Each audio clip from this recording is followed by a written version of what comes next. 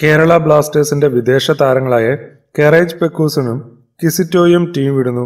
ഇരു താരങ്ങളുടെയും കരാർ പുതുക്കാൻ ബ്ലാസ്റ്റേഴ്സ് വിസമ്മതിച്ചതോടെയാണ് ഇരു താരങ്ങളും മഞ്ഞപ്പട വിടുമെന്നുറപ്പായത്. ചരിത്രത്തിലെ ഏറ്റവും മോശം സീസൺ ബ്ലാസ്റ്റേഴ്സ് അവസാനിപ്പിച്ചെങ്കിലും മഞ്ഞപ്പടയുടെ മധ്യനിര ഭരിച്ചിരുന്നത് ഇരു താരങ്ങളുമായിരുന്നു.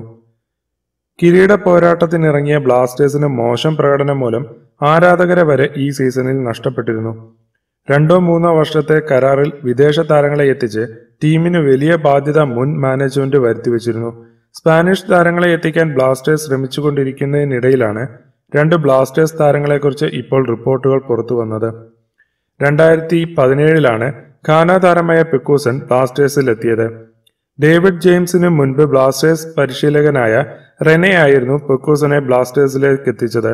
2018 കിസിറ്റോ കൊച്ചിയിലെത്തിയത്. ഇതുപോലെയുള്ള കായിക വാർത്തകൾക്കായി ഈ ചാനൽ സബ്സ്ക്രൈബ് ചെയ്യാൻ മറക്കരുത്.